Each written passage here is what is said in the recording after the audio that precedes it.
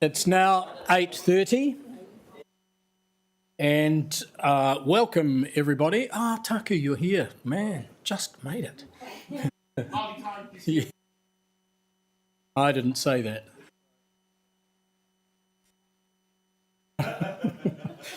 As I said, welcome to this 2nd of March meeting of Te Puna Kōrero. I'll declare the meeting open and I'm going to invite you, Taku, to lead us in the karakia, seeing as you were just on time. Yes, we're still using the screen.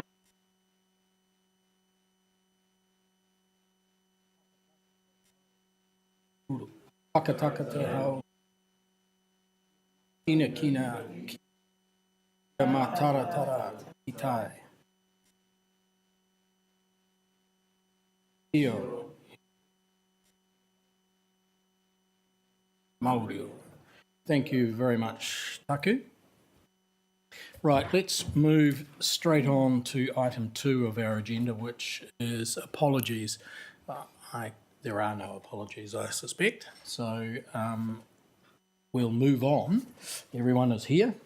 To the public forum, we have no requests to speak in public forum. That's correct, Caroline? Mm-hmm. Thank you. Are there any conflict of interest declarations for this meeting? None. That's good. Thank you. We'll move on to items of extraordinary business, of which there are none. And that leads us to the confirmation of the minutes of Te Puna Kōrero of the 16th of February 2023. I'm going to move the minutes and ask for a seconder. Thank you, Josh. Are there any corrections to the minutes? There being none, I'll put the motion. All those in favour? Those against? Carried. So that brings us to item 7.1 on our agenda this morning, which is the proposed temporary road closures. I'll move the item to get it onto the table. Do I have a seconder? Yeah, thank you very much, Councillor Duncan. Now, I'm going to take this as read. Do councillors have any questions for officers? None? Oh, there's got to be one. Councillor Duncan. Look, I support all these road closures, but can we please spell Littleton Avenue properly? Again? Again. Okay. Yeah. Noted. Thank you, Councillor Duncan. All right, I'm going to put the motion. Thank you very much, officers, for that. All those in favour? Those against? Carried. Right. That brings us to item 7.2, which is the Children and Young People's annual report and status report. I'm going to move the item to get it onto the table. I saw Mayor Baker first. So, Mayor Baker, thank you very much. Now, there are a couple of things in here. I'm going to take both reports as read, but what I'd like to do is to ask, is it going to be Kieran to come up and just give us a very brief summary of the two things and going forward or not? You've got some highlights, as I understand it, before we get to questions.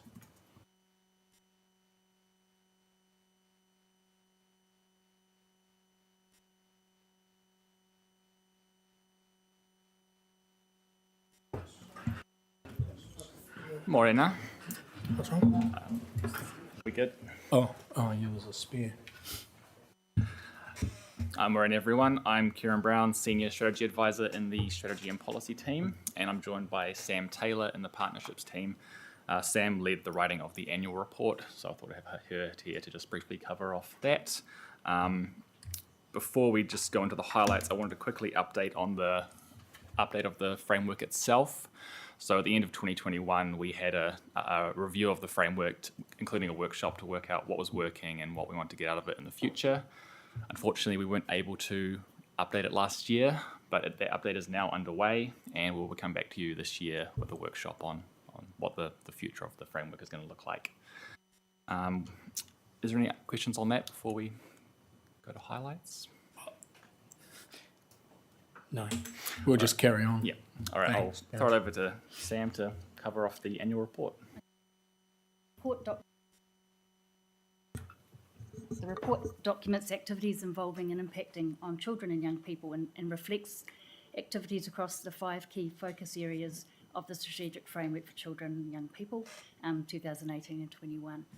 It's a guide to the investment in ensuring children and young people are at the heart of the city, and basically due to the significant impact of COVID-19, we've got a section in the report that talks to the impacts of the services and activities provided and how they were impacted, and this continues to provide ongoing challenges. And it's fair to say that all of the work across council affects children and young people, and what is highlighted in the annual report are the things that where we see the really direct impacts and obvious sort of areas that we have children involved in activities.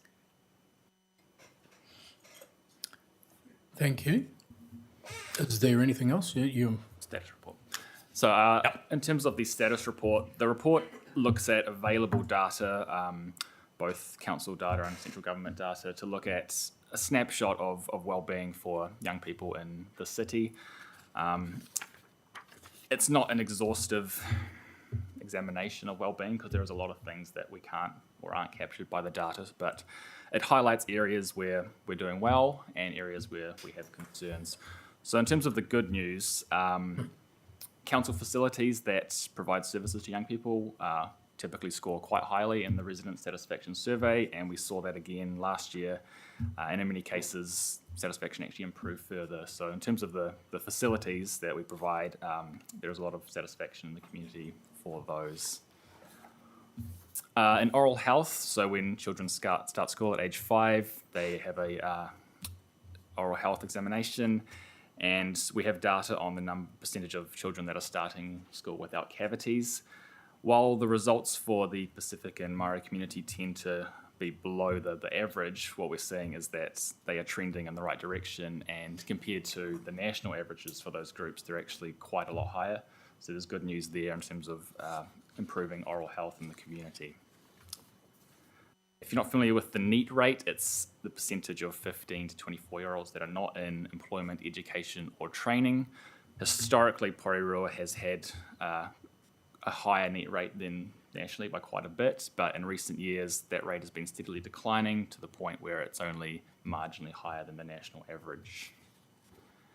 And in terms of benefit support, so we saw a spike in 18 to 24-year-olds receiving a main benefit in 2020. Young people tend to have less job security, so when we see shocks to the labour market like through COVID, they tend to be affected quite greatly. But what we've seen is that the numbers have fallen to pre-COVID levels last year, so we're not seeing long-term benefit dependency because of that initial spike, which is great news. Then there is a number of areas of concern. First one is overall perception of quality of life. So we have the quality of life survey conducted every 2 years, and 18 to 24-year-olds did show quite a significant drop in their own perceived quality of life in 2022. That data does tend to jump around a lot naturally, so we'll have to wait till next year's survey to sort of see if that's a downward trend or whether there'll be a bounce back. But given the events of the last couple of years, it does make sense that there'll be a drop there. Hold on. Have you finished? No, there's a couple more. Do you want to ask a question now, or we'll ask them at the end?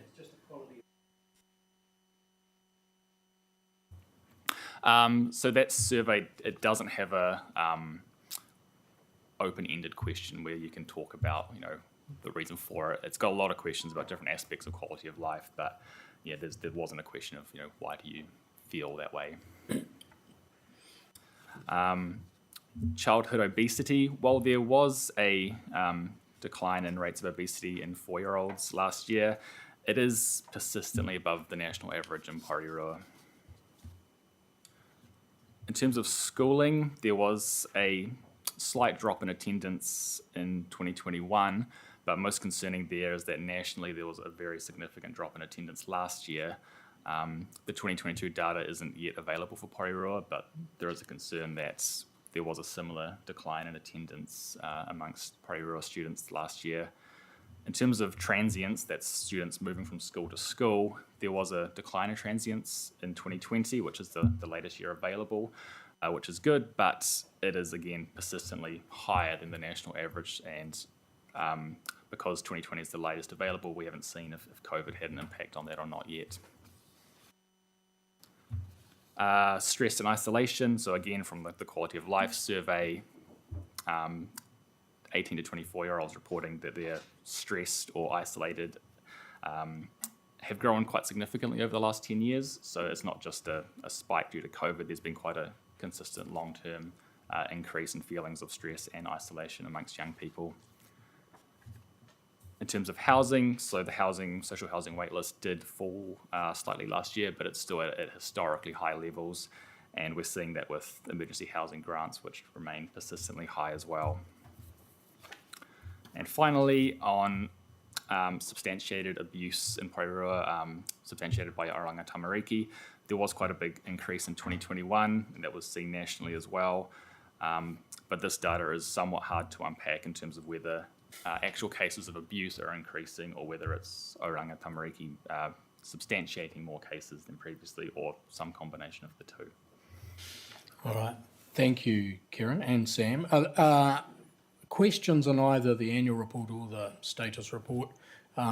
Mayor Baker first, and then Councillor Duncan. It's probably not even a question. We do this every year and every second year, and now we're going downhill. Our stats are going downhill, and I know COVID's been thrown in there. Quality of life shouldn't be dropping, but with everything that's happening, our obesity rates going up with people not being able to afford it. I wonder where we're going as a council to help with it, in the sense that we may have children and young people at the top of our priority list, but we're not actually funding things to fix them.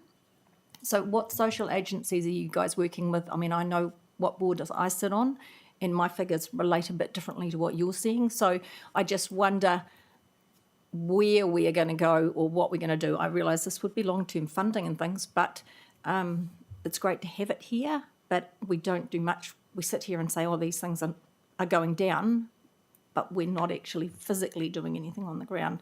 I know the youth hub's opening, and that will be really good, but that will only help a few. So I'm just sorry. Is that a rhetorical question? Or Well, it is, because it's frustrating again, and I get very annoyed with these sort of things that come to us, and we can't change it. We talk about it every year. Sorry. Yeah. Thanks. I will just make a comment on that. We use it as an advocacy tool because we have actually quite limited levers available to us as a council. We could do more, but in these constrained financial times, we're probably not looking for new spend. As we move into the long-term plan, we can put forward some options that perhaps shift some funding, probably would require some additional funding, but we can look at those options. Some of these statistics are pretty stubborn. You know, they don't get better in a hurry. We all know that, you know, some of those health statistics are critical for young people's well-being, and they're not moving very fast. You know, even if they're improving rather slowly. So, get that. We have quite limited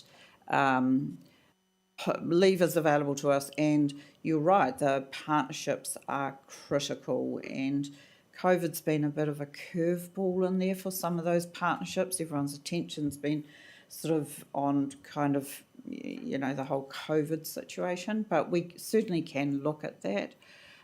So as we move into the long-term plan. Councillor Duncan. Yeah, I kind of echo the Mayor's concerns there, and I think it goes back to that quality of life question there. If it's just a question with no open-endedness to it, to actually explain why, how on earth can you fix it if you don't know what the problem is with them, why it's happening? There's a number of things through this booklet that I sent corrections through. Did they get done on it? Because one of them in particular concerned me was when we talked about findings of abuse. There was a significant increase in substantiated findings of abuse by Oranga Tamariki. And I thought, wow, has anything been done to Oranga Tamariki for that? Thank you, Councillor Duncan. You'll note that and fix it. We did right. Councillor Trillin. Yeah, cheers. I just had a question around oral health. I was wondering if we have any specific data around. We know there's been an extended period of time with no fluoride in the water, and if we've picked up any long-term impacts from that. Not that we've seen yet. We did inquire about this I think last year when it came out, and the DHB at the time's response was that it could be some time before that is actually seen in the data, and with the natural variability anyway. So not yet. We have not seen that, and it could be some time if an effect is going to become clear. Cool, thank you. And just to clarify on that, when you say some time, do you have an idea? Does that mean a few years? Are we talking like a lot longer than that? Years. Yeah, no specific. Yeah. Yeah. Okay, cool. Thank you. Thank you. Councillor Weehapi. Put you on. Thank you. I have two questions. The first one is around the annual report, our young people's funding. It would be really good to get an update or to include in the next annual report an update from those organisations who, how the grant has improved their ability to deliver their programs to the tamariki rangatahi of the city, because it would be really good to see, whether that funding is enough for what they're doing, or whether it helps a little bit, or what else they need. I did look into just around the Kāhui Ako program around Māori mental health, and I went in and did a little bit of research around that, and they're incredibly under-resourced in the city. So it'd be really good to get an update of how that has progressed for them. The second one, Mr. Chair, the question is around suicide. Is it appropriate for me to ask, considering it's a bit of a trigger warning, or would you like me to ask the officers outside of the meeting? Well, I personally have no problem with it. We should be Well, I just wanted upfront to about check. these things. Yeah, okay. So Speak. thank you. In the status report, the ethnicity amongst suicide, the data's not broken down, and that does actually does concern me a little bit. And I'm just wanting to know whether you know why that data is not available. Yeah, but because the overall numbers are quite low, the DHB has a policy of not providing numbers that get to, I'm not sure what it's below 5, or breaking it down by those really, by age or ethnicity or anything that results in, a very low number. They're worried about privacy in terms of if you could identify someone by having one person that sits in a specific group. So that data exists, but the DHB does not provide it. Thank you. Councillor Ford.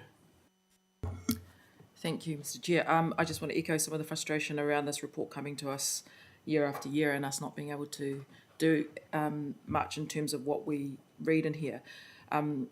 I do acknowledge, though, that this is an advocacy tool that we can go to central government, who can address a lot of the issues that are raised in here around health, education, housing. However, in this report, there's also issues around that our youth and rangatahi are raising around safety, the perceptions of safety at night. Those are things that council can address. Those are things that are business as usual, and not only in the city centre, but there are areas in our city where our youth don't feel safe due to perceptions of safety at night time. So just highlighting that as an issue that we should note. Thank you, Councillor Ford. Councillor Hayward. Oh, sorry, Taku. No, first. No. She hit my question right on the... Oh, so that was your question? Yeah. Safety. Thank you. Well, thank you, Councillor Ford, for your prescience. Okay, Councillor Hayward. Kia ora, matua hia manami he kaikanahita katoa. I have questions, but I would just, again, reiterate the point that there is a role for council to play in some of these things, so I'm going to try and keep my questions to the things that council might be able to play a role in. First of all, regarding workforce development in the mahi rangatahi planning work, I can't recall, did councillors get to see the copy of the regional workforce plan that MB had developed? And can we have that sent around after this meeting? But can I just get an assurance that that document actually talks in detail about Porirua as opposed to a broader subset? I'm just trying to get a sense of how that works in the Porirua context. Apologies, I'm not familiar with that document. So I'm not sure if someone else is that could speak to it. Okay, I just Can I just say, I think it has been to the regional leadership group, but my recollection is that it is quite general, but we can certainly locate it. I don't think it goes down to the local authority areas, but Nick, do you know? I don't know any more than you do on that, but Yeah. I'll look for the report. We can get it. Thank you. Next part, very fulsome praise from me in terms of trying to encourage opportunities for rangatahi to work at council and the work that's already been done on it. Thank you. Has any consideration been given by officers as to the role of Project Search and other organisations which meet a very specific subset? And I don't want to get into too long Andre Lord intersectionality here, but those with intellectual and physical disabilities and their pathway to employment as young people. Through the chair. Yes, we have considered that, and what we would like to do is look at expanding our Mahi Rangatahi program out to a wider audience in time, if we can, if possible. It takes quite a bit of effort and capacity for people to mentor and manage the young people we have within council, but we would like to expand it, and we have talked to a couple of agencies about that. There are also other projects out there and other organisations that are offering support for younger people and Gateway and all opportunities to get into employment. And we're both Sam, Tyler and I are meeting with some of those organisations to understand their business further and to see how we might be able to support them. Sup on that. Just so I'm clear here, in your work, are you considering the possibility of the working with existing programs within colleges, like, for instance, the program that is at Mana College, for instance? Yes. Okay, next part, Tai. The community hub in Porirua East is a subject that has gone around this table many a times in long-term plans and so forth. So can we be clear here? When are the shovels being picked up? When's the mahi going to start on when that building, that space for our rangatahi up in the east is going to start being done? Through the chair, that's some way off. That's being built by Kāinga Order. That's largely determinant on their master planning, which we haven't seen anything yet that would be out of the scope of our young people's staff here. I do also want to note that we only have really one FTE working in that children and young people's space, and we've split that role between our two SAMs, so they're also limited in what they're able to offer, unfortunately. Sup on that. If we are meeting with Kāinga Order around projects, can we make sure that that is the issue around that space is the number one agenda item for our kōrero? I can talk about social procurement all I want to, but I definitely want to talk about that if we are meeting with Kāinga Order. Next question. Attendance services. There's a recent announcement about an additional resourcing by central government. Has Porirua City Council had a chance yet to talk to Ministry of Education about what impacts that might have, the additional funding on in the Porirua area? Not that I am aware of, but we'll look into it. Just highlighting that as a potential thing to work on as well. The next part, fees review of sporting and recreational spaces. I know that any major changes to that would require us as part of the long-term plan, as across all the councils across the entire region, but have officers been already in conversation with other councils across the region about the possibility of that kind of review going place? Has that work started in earnest? Through the chair, I do know that our recreation team are actively working with all of the recreational services across Wellington, but also there is a larger national network of recreation services. I can't answer that particular question right now, but I do know our team are always looking for the best effective way across the region to help young people in that space, but I can look into that and find some answers for you.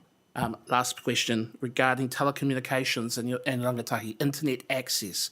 You'll note from the report that it will be no surprise to anyone that we have disproportionately lower internet access for rangatahi in the east and in the west of Porirua City. There is a role that council can play in this. The City Library has free Wi-Fi services for kids to come in and do their work with Wi-Fi, but we don't have that at other libraries, as I understand it. Is that true, that we don't have Wi-Fi services, free Wi-Fi services available for those at those libraries? And is any work being done by councillors to consider that because this creates a disproportionate barrier to access and participation. Through the chair, we do have free Wi-Fi at our libraries. All libraries? I want to say yes. I don't know if Porirua Bay, but I assume it does. I don't, but yes, we do. I'd like to get an email just to confirm that. Thank you. No more questions. Kia ora. Thank you, Councillor Hayward. Are there any other questions before I put the motion? Thank you, officers, for being brave and listening to those questions. There's a lot of stuff to go forward. So I'll now put the motion. All those in favour? Those against? Carried. That brings us to the end of the meeting, and we will now move into public excluded. I'll move that we do so. Do I have a seconder, please? Councillor Hayward. All those in favour? Those against? Carried. We'll just pause for a moment to move into public.